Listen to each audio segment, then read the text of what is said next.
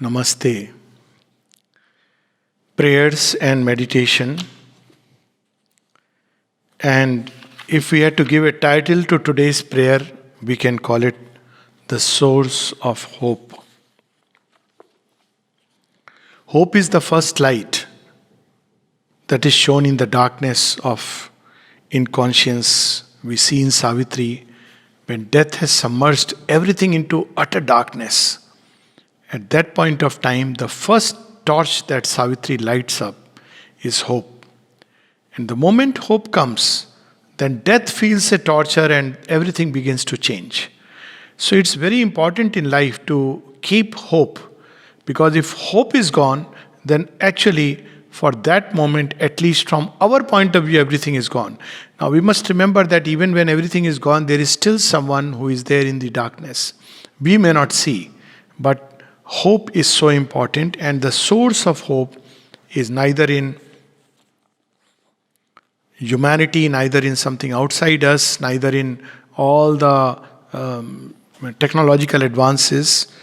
Because even if all these things are wonderful, we'll still be subject to our ignorance. Even if man could prolong his life for 1,000 years, if we remain ignorant, if we remain in a state of division and discord, then this 1,000 years life is going to become a hell for us.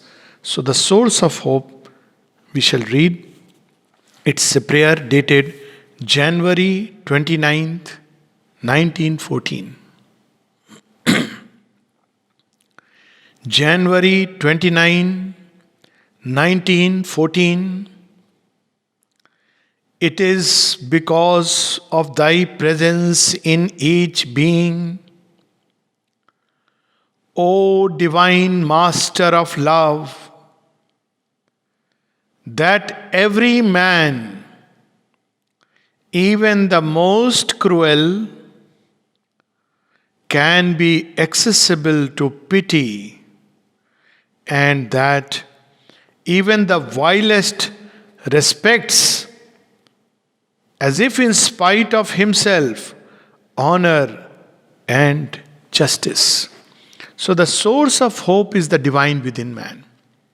Even the most wicked, the greatest scoundrels, and history of spiritual evolution is full of such very radical conversions. Shri speaks of the divine compassion, the divine grace, where we never expect that such a person could change. And the famous story he quotes is, one of them is Jagai and Madhai of infamous fame, who would drink, who would throw stones at all the sadhus and try to threaten everybody, extort money, and then they encountered suddenly Lord Chaitanya.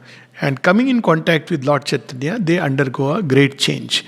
They leave their kingdom, they leave their money, and join his Sankirtan. We have in Indian thought another story of a similar kind, and that story is of Valmiki, who is a dacoit, Ratnakar, and later on he changes into Valmiki when he is confronted by one of the rishis who makes him reflect upon his life, upon his actions, and suddenly his life undergoes a sea change. In the English, in the Western context, I think the story of Saul of Tarsus and Saint Augustine, all these are stories that however much we may have gone into the deep, dense darkness of ignorance, how much ever our feet we may be neck deep sunk into all that is unspeakable, and yet because of the divine presence there is hope. So the source of hope is the divine presence in man, and she is referring to him as the master of love. The divine has many aspects, but as love, he gives hope. Mother describes this experience in Agenda much later, where she sees all the titans and she sees even in them, at the core, there is divine love. And so when she is asked, when will the adverse forces go? She says they will yield only to the power of divine love.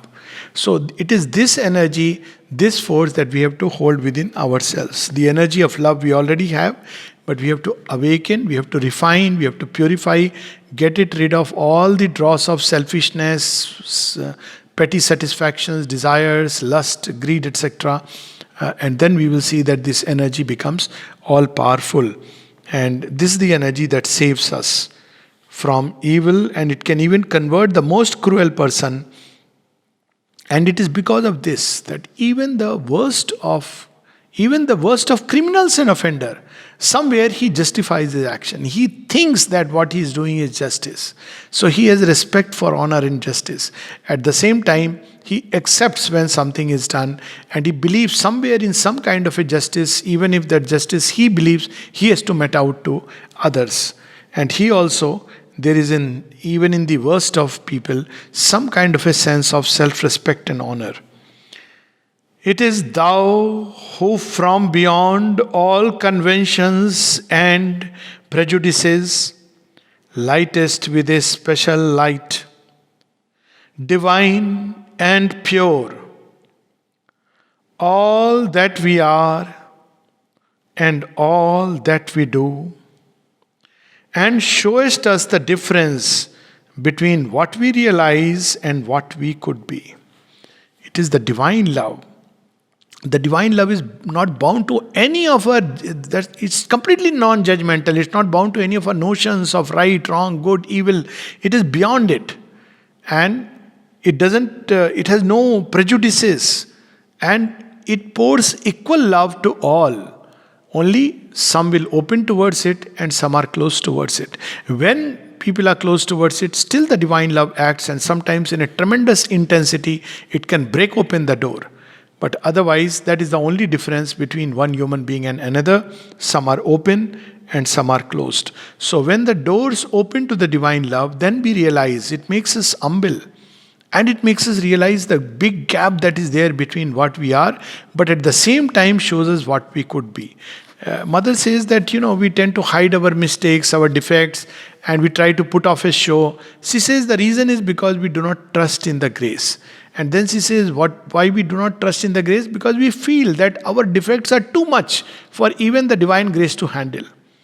And then she says, if we really knew grace, if we really knew this love which is active in creation, we will know that she never condemns or judges. And there is nothing which is impossible for this divine love to achieve once we hand over ourselves in her hands. So she says that then we would, when we realize or discover our mistakes, we would be enthusiastic to efface them, because we know that we have within us that power of love, that power of divine love, which can completely efface it and make life anew. So it shows us the difference between what we realize and what we could be. Thou art divine love takes us towards the ultimate union. So even if the soul is united, it shows us the mind is not yet united, the vital is not yet united, even if these parts are united, because love is that power of union. It shows us the body is not united. Even if the body consciousness is united, the cells are not united. So it is the one which keeps showing us what is not yet united with the Lord, and hence what we could be.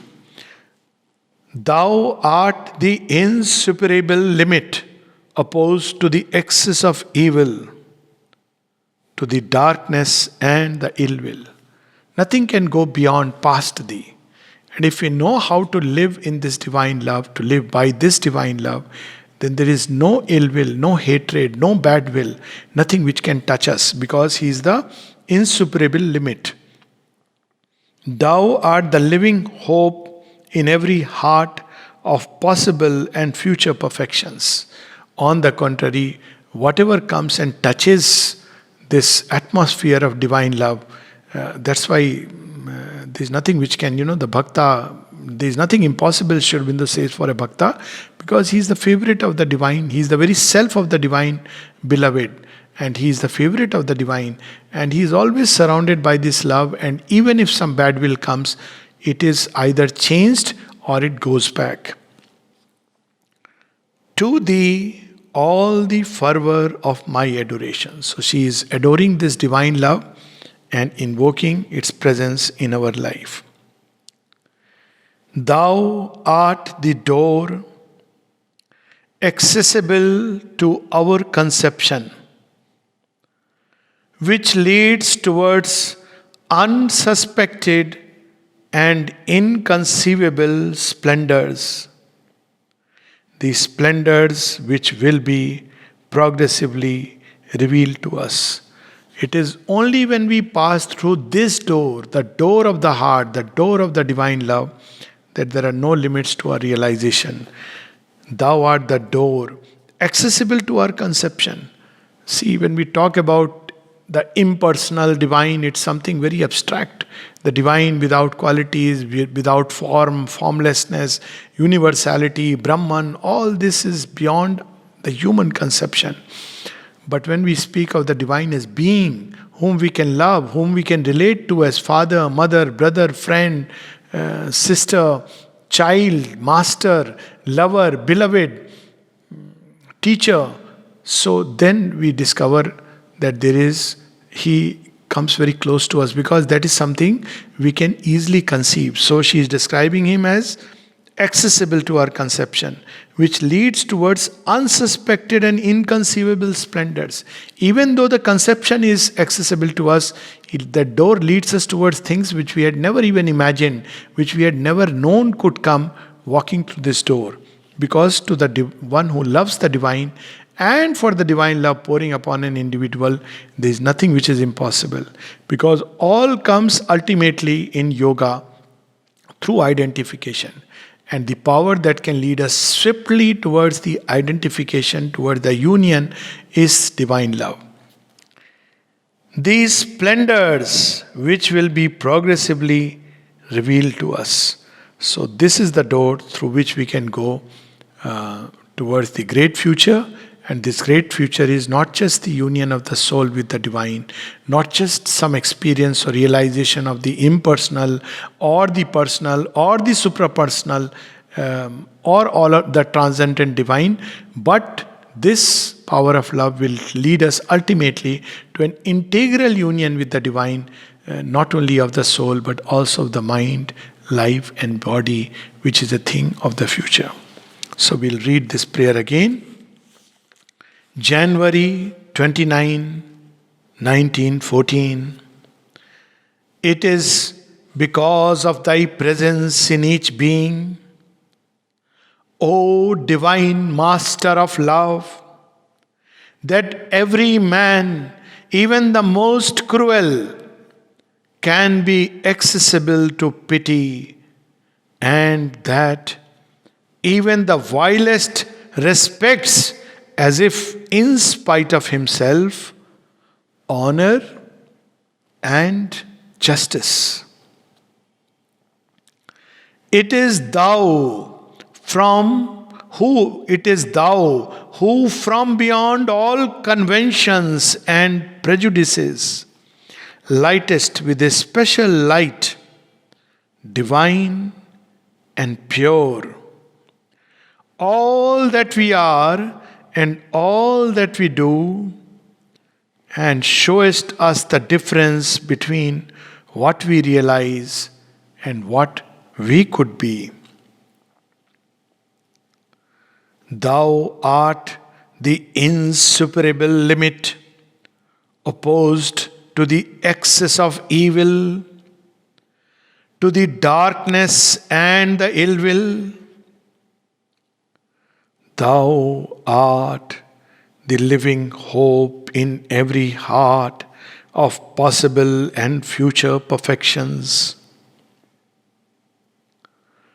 To thee all the fervour of my adoration.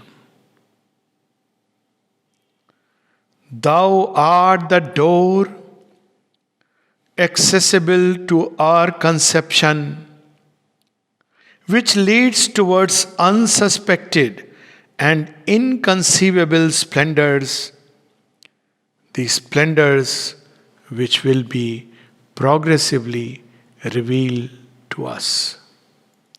This is the promise of the future.